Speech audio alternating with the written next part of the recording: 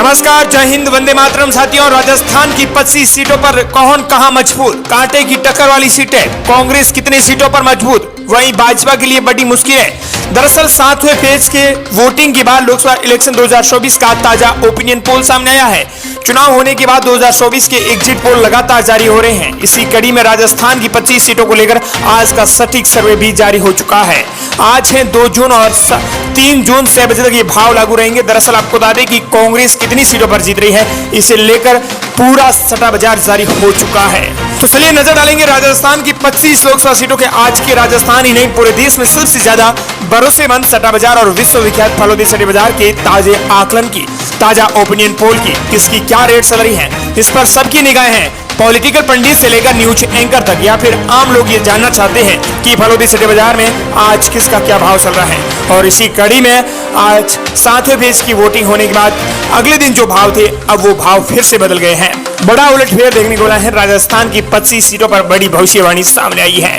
हालांकि भाव जो आज बदले हैं उसमें से वजहों में से कई वजहों में से एक बड़ी वजह यह है कि सट्टा बाजार को कोई ग्राउंड से ज्यादा इनपुट मिला है।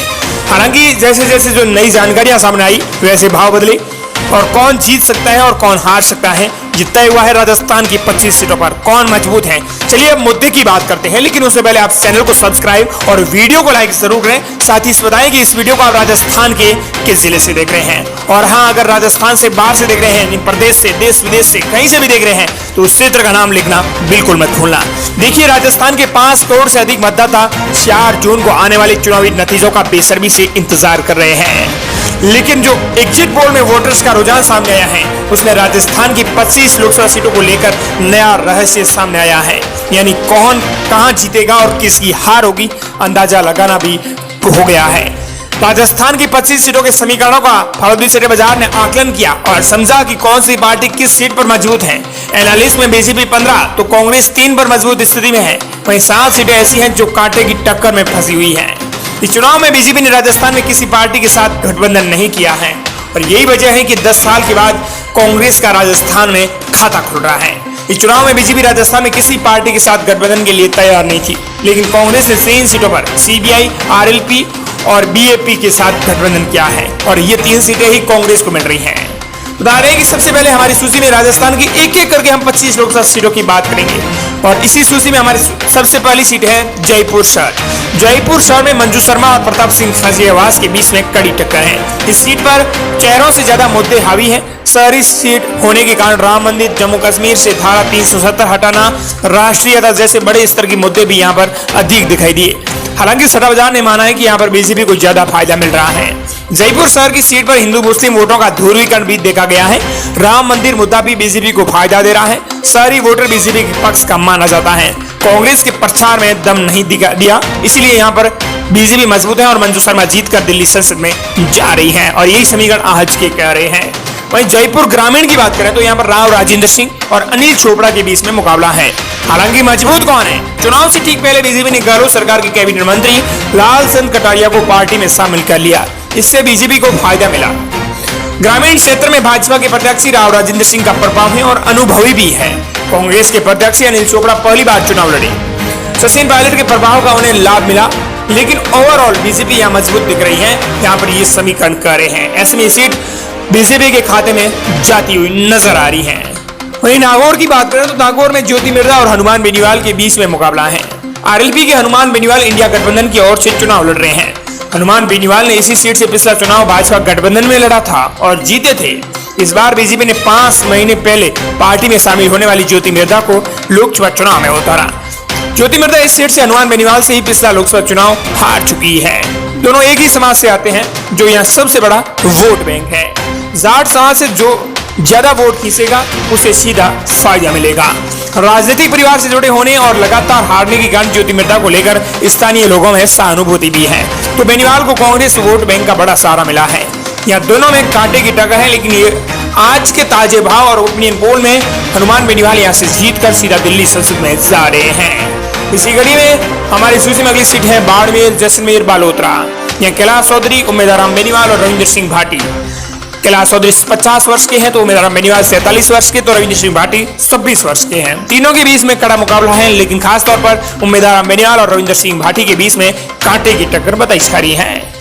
त्रिकोणीय मुकाबले होने के कारण इस चुनाव में बाड़मेर सबसे ज्यादा देश में हॉट सीट बनी हुई है। मोदी टीम में मंत्री कैलाश चौधरी को भाजपा ने फिर से टिकट दिया, लेकिन कांग्रेस ने आरएलपी नेता उम्मीदवार राम बेनीवाल को पार्टी में शामिल कर इस सीट पर एक मजबूत कैंडिडेट उतार दिया। वहीं निर्दलीय विधायक रविंद्र सिंह भाटी की मजबूती भी मानी जा रही है। राजपूत वोट बैंक भाजपा का एक समर्थक माना जाता है, लेकिन भाटी के कारण वो भाजपा से सिटक रहा है। इस कारण इस सीट पर मुकाबला बहुत रोचक हो गया। इधर कैलाश चौधरी और उम्मीदवार राम बेनीवाल दोनों जाट समाज से आते हैं और इस बड़े वोट बैंक में भी दोनों एक दूसरे के वोट काट रहे हैं। त्रिकोणीय मुकाबले में कांग्रेस बाजी मार सकती है। यानी सीधे तौर पर कहें तो यहाँ पर कांग्रेस का प्रत्याशी जीतकर दिल्ली संसद में जा रहा है। इसी कड़ी में हमारी सूची में अगली सीट है बीकानेर। बीकानेर में मजबूत कौन है? सीधे तौर पर कहें तो बीजेपी। बॉर्डर एरिया होने के कारण मोदी कैबिनेट में मंत्री और 3 बार से सांसद अर्जुना मेघवाल को राष्ट्रीयता, राम मंदिर, धारा 370 हटाने, सीमा सुरक्षा के मुद्दे से फायदा मिल रहा है। कांग्रेस के प्रत्याशी गोविंद राम मेघवाल को स्थानीय बागियों से नुकसान होगा। यहाँ बीजेपी मजबूत नजर आ रही है। ऐसे में ये सीट बीजेपी के खाते में जाती हुई नजर आ रही है। चलिए बात करते हैं अगली सीट जोधपुर की, लेकिन उससे पहले आपसे एक फिर से बात करना चाहेंगे कि 4 जून के परिणाम को हमारे चैनल पर हम लाइव प्रसारण करने वाले हैं। ऐसे में आप चैनल को जरूर से सब्सक्राइब करके रख लेना ताकि आपको लाइव प्रसारण की नोटिफिकेशन मिल सके। राजस्थान की 25 सीटों को लेकर हम लगातार कोशिश करेंगे कि लाइव प्रसारण करें। तो चलिए जोधपुर की बात करते हैं। इस सीट से बीजेपी प्रत्याशी गजेंद्र सिंह शेखावत ने पिछले चुनाव में पूर्व मुख्यमंत्री अशोक गहलोत के बेटे वैभव गहलोत को बड़े अंतर से हराया था। इस हार के बाद वैभव गहलोत ने इस बार सीट बदल ली। प्रत्याशी बदलने का नुकसान कांग्रेस को तो हो रहा है, शेखावत यहाँ काफी मजबूत है। बीजेपी की जीत तय मानी जा रही है। चलिए हमारी सूची में अगली सीट है उदयपुर। उदयपुर यहाँ 2 ब्यूरोक्रेट्स के बीच में मुकाबला है। बीजेपी प्रत्याशी उदयलाल मनालाल रावत की बात करें तो उदयपुर में पूर्व परिवहन उपायुक्त रह चुके हैं। वहीं कांग्रेस प्रत्याशी मीना उदयपुर कलेक्टर रह चुके हैं और यहाँ से रिटायर हुए हैं। तीसरा वजूद यहाँ बीजेपी का है। बीजेपी का कांग्रेस का एक सीट पर गठबंधन जरूर है, लेकिन उदयपुर सीट पर बीजेपी प्रत्याशी प्रकाश चंद्र बूझिया कांग्रेस को नुकसान पहुंचा रहे हैं। आरएसएस का दबदबा और हिंदू संगठनों की सक्रियता बीजेपी के पक्ष में दिख रही है। ऐसे में सीट मनालाल राउत जीतकर बीजेपी के खाते में जा रही है। सीधे तौर पर कहें तो दिल्ली जी संसद में जा रहे हैं।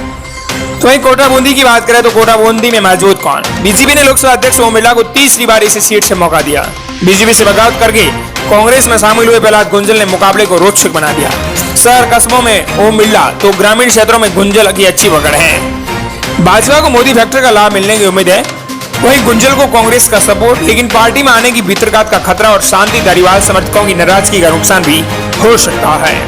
सभी समीकरणों पर नजर डालें तो यहाँ कांटे की टक्कर बताई जा रही है। बता दें कि दोनों ही प्रत्याशियों के बीच में आज बराबर भाव चल रहे हैं। वहीं दौसा की बात करें तो दौसा में मजबूत कौन? इस सीट पर स्थानीय जाति का समीकरण ज्यादा हावी है, जिसमें बीजेपी के राम मंदिर और अन्य मुद्दे दब गए। इस कारण सीधा फायदा कांग्रेस को मिलता दिख रहा है। कांग्रेस ने बीजेपी पर आरक्षण खत्म करने की साजिश का आरोप लगाया। यह एससी और एसटी वोटर्स में बड़ा मुद्दा बना, जिससे बीजेपी को नुकसान हो सकता है। बीजेपी उम्मीदवार कन्हैयालाल मीणा की बच्ची 1 तक वोटर्स में पहचान है। पूरे क्षेत्र में प्रभाव नहीं होने का नुकसान उन्हें होगा। या कांग्रेस मजबूत नजर आ रही है। ऐसे में सीट कांग्रेस के खाते में जाती हुई नजर आ रही है। मुरारी लाल मीणा यहाँ से जीतकर सीधा दिल्ली संसद में जा रहे हैं आज के ताजे भाव और आकलन में। चलिए हमारी सूची में अगली सीट है राजसमंद। राजसमंद में दिया कुमारी की विधानसभा सीट जीतने के बाद बीजेपी ने यहाँ मजबूत कैंडिडेट के रूप में उदयपुर के पूर्व राजघराने की सदस्य महिमा विश्वराज सिंह को उतारा। यहाँ से कांग्रेस के दामोदर गुर्जर हैं। इस लोकसभा क्षेत्र में आने वाली सभी विधानसभा सीटें बीजेपी ने जीती। ये समीकरण कांग्रेस पर भारी पड़ रहा है। जातिगत वोट बैंक के ध्रुवीकरण की भी बीजेपी के पक्ष में नजर आ रहा है। कांग्रेस ने प्रत्याशी बदला था, इसका नुकसान भी होगा। बीजेपी यहाँ मजबूत नजर आ रही है। चलिए इसी कड़ी में हमारी सूची में अगली सीट है अलवर। अलवर में मजबूत कौन है? महंत बालकनाथ की विधानसभा चुनाव जीतने के बाद खाली हुई इस सीट पर भाजपा ने मोदी टीम के मंत्री भूपेंद्र यादव को उतारा। बता दें कि यादव साफ तौर पर समाज का यहाँ अच्छा खासा वोट बैंक है। कांग्रेस ने भी इस वोट बैंक का फायदा उठाने के लिए ललित यादव को टिकट दिया। भूपेंद्र यादव को मोदी के चेहरे एवं बीजेपी के मुख्य पदों का चारा है। बीजेपी की शहरी क्षेत्रों में मजबूत स्थिति है। कांग्रेस ने इस लोकसभा क्षेत्र में आने वाली विधानसभा सीटों पर अच्छा प्रदर्शन किया। ये समीकरण ललित यादव के पक्ष में है, लेकिन तीसरे फैक्टर के तौर पर बसपा से मेयो मुस्लिम लीडर तैयब हुसैन के बेटे फजल हुसैन खड़े हैं। फजल हुसैन की मेयो और एससी एसटी वोटर्स पर अच्छी पकड़ है। जो कांग्रेस के वोट बैंक में सेंधमारी मानी जा रही है। इस सीट पर कांटे की टक्कर फलोदी सदर बाजार ने मानी है। बता दें कि दोनों प्रत्याशियों के भाव आज के बराबर चल रहे हैं, यानी किसी की जीत की उम्मीद बहुत कम है। दोनों ही प्रत्याशी बराबर चल रहे हैं। ऐसे में ये सीट कांटे वाली टक्कर है। वहीं इसी कड़ी में हमारी सूची में अगली सीट है सीकर। कांग्रेस ने सीट पर सीपीआई से गठबंधन किया और अपना प्रत्याशी उतारने के बजाय सीपीआई को मौका दिया। सीपीआई प्रत्याशी अमराराम यहां से लगातार आपको बता दें कि 6 लोकसभा चुनाव हारे हैं। इस जिले में प्रदेश अध्यक्ष होने के बावजूद कांग्रेस को प्रत्याशी नहीं मिलने को लेकर स्थानीय लोगों ने मुद्दा बनाया। सुमेधानंद सरस्वती 2 बार यहां से जीत चुके हैं। बीजेपी के मुद्दे माने जाने वाले भगवा और हिंदुत्व उन्हें सहारा दे रहा है, तो अल्पसंख्यक वर्ग का एक धड़ा सुमेधानंद के पक्ष में खड़ा दिखाई दे रहा है। लेकिन एक धड़ा सुमेधानंद के पक्ष में खड़ा दे रहा है, तो वो वहीं ओवरऑल समीकरण बीजेपी के पक्ष में मजबूत नजर आ रहा है। लेकिन अमराराम सीपीआई यहां से जीत कर दिल्ली संसद में जा रहे हैं। ये आज के ताजा आकलन के आधार पर हम आपको बता रहे हैं। चलिए चित्तौड़गढ़ की बात करते हैं दोस्तों। चित्तौड़गढ़ में सीपी जोशी और उदयलाल आंजना के बीच में मुकाबला है। दोनों ही प्रत्याशी मजबूत हैं। बीजेपी के प्रदेश अध्यक्ष सीपी जोशी यहां से प्रत्याशी है और उनके सामने कांग्रेस सरकार में कैबिनेट मंत्री रहे उदयलाल आंजना है। यह भी हिंदू मुस्लिम ध्रुवीकरण वाली सीट है। राम मंदिर और हिंदुत्व जैसे मुद्दे बीजेपी के पक्ष में नजर आ रहे हैं। यहाँ बीजेपी की स्थिति बेहतर नजर आ रही है। मजबूत कौन? आखिरी सवाल बीजेपी का यह प्रत्याशी जीतकर सीधा दिल्ली संसद में जा रहा है। और इसी कड़ी में हमारी सूची में अगली सीट है जालोर सिरोही। इस सीट से कांग्रेस के पूर्व मुख्यमंत्री अशोक गहलोत के बेटे वैभव गहलोत प्रत्याशी और भाजपा ने स्थानीय नेता लूंबा राम चौधरी को टिकट दिया। वैभव गहलोत के लिए अशोक गहलोत ने अधिकतर समय सीट पर काटा और अपने बेटे के लिए पूरी रणनीति बनाई। लेकिन स्थानीय नेता होने के कारण लूंबा राम की पकड़ इस क्षेत्र में अच्छी खासी है। स्थानीय नहीं होने के कारण वैभव गहलोत को सीट बदलने का फायदा नहीं मिलेगा। यहाँ बताएं तो भाजपा मजबूत नजर आ रही है। लूंबा राम चौधरी यहाँ से सीधा जीतकर दिल्ली संसद में जा रहे हैं। आज की ताजा ओपिनियन पोल के हिसाब से हम आपको इस समय बता रहे हैं। चलिए हमारी सूची में अगली सीट है चूरू। चूरू में मजबूत कौन? यहाँ पर बताएं तो कांटे की टक्कर बताई गई है। देवेंद्र झाझड़िया और राहुल कस्बा के बीच में कड़ा मुकाबला है। विधानसभा चुनाव हारने के बाद भाजपा के दिग्गज नेता राजेंद्र राठौर ने स्थानीय सांसद राहुल कस्बा को जय संत कहकर विवाद को हवा दे दी। भाजपा से टिकट करने के बाद राहुल कस्बा कांग्रेस की प्रत्याशी है। राहुल 2 बार और उनके पिता इस सीट से 4 बार सांसद रहे हैं। कांग्रेस को इस राजनीतिक विरासत का फायदा मिल सकता है। भाजपा के नए चेहरे पैरा ओलंपियन देवेंद्र झाझड़िया को उतारा है। यहाँ भाजपा का पूरा कैंपेन राठौर ने संभाला है। देवेंद्र को साफ सभी का फायदा मिल सकता है। जाट वोट बैंक यहाँ सबसे बड़ा चारा है। यहाँ चुनाव में जाट राजपूत ध्रुवीकरण भी देखने को मिला है। इस सीट पर राहुल कस्बा और देवेंद्र झाझड़िया के बीच में अच्छी खासी टक्कर बताई जा रही है। लेकिन खासतौर पर यहाँ कहें कि आखिर मजबूत कौन है, तो मजबूती में सवाल आता है तो राहुल कस्बा का आता है। लेकिन अगर बात करें आकलन की, ओपिनियन पोल की, तो ये सामने आ रहा है कि ये कांटे की टक्कर वाली सीट है दोस्तों। चलिए हमारी सूची में अगली सीट है श्री गंगानगर हनुमानगढ़। दोनों एक ही सीटों की एक सीट है। इस सीट पर बीजेपी ने युवा महिला प्रियंका बेलान को प्रत्याशी बनाकर शौकाया, जिसका फायदा उन्हें मिलेगा। बॉर्डर एरिया होने के कारण यहाँ पर मोदी का चेहरा, सीमा सुरक्षा, राष्ट्रीयता स्थानीय मुद्दे हैं जो बीजेपी के फेवर में रहते हैं। कांग्रेस के प्रत्याशी कुलदीप इंदौरा है। यह कांग्रेस में गुटबाजी नजर आ रही है। चुनाव से ठीक पहले टिकट के कई मजबूत दावेदारों ने पार्टी छोड़ बीजेपी का दामन थाम लिया था। यहाँ बीजेपी मजबूत नजर आ रही है। आज के ताजा आकलन में यह सीट बीजेपी के खाते में जाती हुई नजर आ रही है। और इसी कड़ी में हमारी सूची में अगली सीट है बांसवाड़ा। चुनाव से ठीक पहले बीजेपी ने गहलोत सरकार के कैबिनेट मंत्री रहे और क्षेत्र के दिग्गज नेता महेंद्रजीत सिंह मालविया को पार्टी में शामिल करके उन्हें प्रत्याशी बनाया। कांग्रेस ने बीएपी से गठबंधन कर बता रहे हैं कि बीएपी प्रत्याशी राजकुमार रोध के लिए प्रचार किया। खास बात यह रही कि कांग्रेस के प्रत्याशी अरविंद डामोर ने पर्चा वापस नहीं लिया। इससे कांग्रेस गठबंधन को नुकसान होगा। बीजेपी यहाँ पर मजबूत नजर आ रही है। आज के ताजा आकलन में हम आपको इस समय बता रहे हैं। और चलिए इसी कड़ी में हमारी सूची में अगली सीट है झुंझुनू। ये सीट कांग्रेस के वरिष्ठ नेता सीसराम ओला के नाम से पहचानी जाती है। मजबूत कैंडिडेट के रूप में कांग्रेस उनके बेटे विधायक ब्रिजेंद्र ओला को उतार दिया। इस क्षेत्र में ओला परिवार का अच्छा प्रभाव है। ओला की राजनीतिक विरासत के कारण जाट समाज का एक बड़ा धड़ा उनके समर्थन में दिखाई दे रहा है। ये फलोदी सदर बाजार ने अपने एग्जिट पोल में माना है। ये सीट कांग्रेस के खाते में जाती हुई नजर आ रही है। ब्रिजेंद्र ओला यहाँ से सीधा जीतकर दिल्ली संसद में जा रहे हैं। झालावाड़ बारां की बात करें तो वसुंधरा राजे का गढ़ होने के कारण बीजेपी ने लगातार 5वीं बार भी उनके बेटे दुष्यंत सिंह को प्रत्याशी बनाया। वे पिछले 4 चुनाव जीते हैं। वसुंधरा राजे की गुडविल और उनके क्षेत्र में कराए गए कामों की बदौलत लोग उनके बेटे दुष्यंत सिंह को खुलकर समर्थन दे रहे हैं। बीजेपी की जीत भी तय मानी जा रही है। ऐसे में सीट बीजेपी के खाते में जाती हुई नजर आ रही है। चलिए हमारी सूची में अगली सीट है भरतपुर में कांटे की टक्कर बताई गई है। मुख्यमंत्री भजनलाल शर्मा के गृह जिले की यह सीट जातिगत समीकरणों में फंसी हुई है। कोली समाज के मुकाबले जाटव समाज का वोट बैंक ज्यादा है, लेकिन जनरल वोट बैंक भाजपा का माना जाता है। यहाँ जाट समाज में बीजेपी यानी केंद्र सरकार के लिए नाराजगी है। इस सीट पर जाट आरक्षण का मुद्दा बना हुआ है। यही कारण है कि दोनों प्रत्याशियों के बीच में फलोदी सीट बाजार ने अपने एग्जिट पोल में यहाँ कांटे की टक्कर बताई है दोस्तों। तो चलिए इसी कड़ी में हमारी सूची में अगली सीट है पाली सीट पर क्या कहते हैं समीकरण। पाली सीट में किसकी बजेगी थाली। यहां से भाजपा ने पीपी चौधरी को तीसरी बार लगातार चुनाव में उतारा। 2 चुनाव जीत चुके हैं। कांग्रेस ने महिला चेहरे के तौर पर संगीता बेनीवाल को मौका दिया, लेकिन मोदी फैक्टर मानने मुद्दे पर यहां चौधरी को मजबूत बना रहे हैं। भाजपा की स्थिति यहां बेहतर नजर आ रही है, लेकिन फलोदी सीट बाजार के एग्जिट पोल की माने तो दोस्तों इस सीट भाजपा के खाते में जाती हुई नजर आ रही है। भाजपा के पीपी चौधरी यहां जीत कर सीधा दिल्ली संसद में जा रहे हैं। ये आज के आकलन पर हम आपको बता रहे हैं। वहीं धौलपुर करौली की बात करें तो धौलपुर करौली में कांटे की टक्कर वाली सीट बताई गई है। भाजपा की इंदु देवी जाटव और कांग्रेस के भजनलाल जाटव दोनों एक ही समाज के हैं। ये समाज यहाँ सबसे बड़ा वोट बैंक है। जो अपने समाज से ज्यादा वोट लेगा वही जीत दर्ज करेगा। कांग्रेस को गुर्जर वोट बैंक का सहारा मिला है, तो भाजपा को जनरल वोट बैंक का मिल रहा है। इस सीट पर दोनों प्रत्याशियों में फलोदी सीट बाजार ने अपने एग्जिट पोल में अच्छी टक्कर बताई है। चलिए इसी कड़ी में हमारी सूची में अगली सीट है अजमेर सीट को लेकर क्या समीकरण है।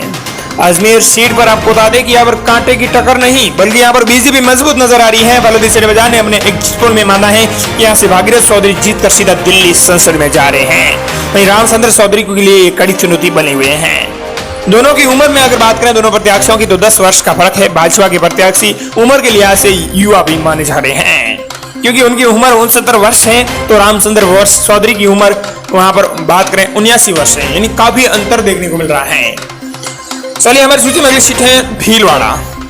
प्रत्याशी से ज्यादा चर्चा मोदी फैक्टर की है। कांग्रेस ने पहले यहाँ से गुर्जर समाज के दामोदर गुर्जर को टिकट दिया था, बाद में उन्हें बदलकर पूर्व विधानसभा अध्यक्ष डॉक्टर सीबी जोशी को प्रत्याशी बनाया। इससे कांग्रेस की छवि को नुकसान पहुंचा है। भाजपा से दामोदर अग्रवाल प्रत्याशी हैं। ये लोकसभा क्षेत्र में भी उनमें से है जहां भाजपा का प्रत्याशी कोई भी हो, लेकिन चेहरा और मुद्दा मोदी ही बने हुए हैं। यह भाजपा मजबूत बताई गई है। आज के एग्जिट पोल में इस सीट भाजपा के खाते में जाती हुई नजर आ रही है, लेकिन भीलवाड़ा के डॉक्टर सीबी जोशी भी एक मजबूत और दिग्गज नेताओं में से एक नेता माने जाते हैं। लेकिन वो भाजपा के लिए चुनौती भले ही बनी हो, लेकिन भाजपा के प्रत्याशी यहाँ से सीधे जीतकर दिल्ली संसद में जा रहे हैं। टॉन्स और माधोपुर की बात करें तो बीजेपी ने मौजूदा सांसद सुखबीर सिंह जौनपुरिया को तीसरी बार टिकट दिया। कांग्रेस ने हरीशचंद्र मीणा को लगातार 10 साल से सांसद रहने से जौनपुरिया के खिलाफ एंटी इनकम्बेंसी यानी सत्ता विरोधी लहर देखी जा सकती है। वे मोदी के नाम पर चुनावी मैदान में हैं। दूसरी तरफ हरीश मीणा को स्थानीय फैक्टर के साथ साथ सचिन पायलट का सपोर्ट मिला। पायलट टोंक से विधायक भी हैं और उनकी साख से भी जुड़ी है। गुर्जर और मीणा वोट बैंक का ध्रुवीकरण रहा और अन्य जातियों से ज्यादा वोट लेगा तो उसे फायदा मिलेगा। यहाँ अच्छी टक्कर बताई गई है। फलोदी सीट बाजार में कांग्रेस के हरीश मीणा जीत कर सीधा दिल्ली संसद में जा रहे हैं। इस प्रकार हमने बात की राजस्थान की 25 सीटों को लेकर एग्जिट पोल। भाजपा को कितनी सीटें मिल रही हैं और इंडिया महागठबंधन को कितनी मिल रही हैं और अन्य दल को कितनी सीटें मिल रही हैं, तो देखा आपने लिया से राजस्थान की 25 सीटों पर कौन कहां से मजबूत है। इस प्रकार आपने 25 सीटों का हमने एनालिसिस किया, वो आपने देखा। तो इस प्रकार आपको यह वीडियो पसंद आया है तो दोस्तों वीडियो जरूर से शेयर कीजिएगा, साथ ही इस चैनल को भी सब्सक्राइब करना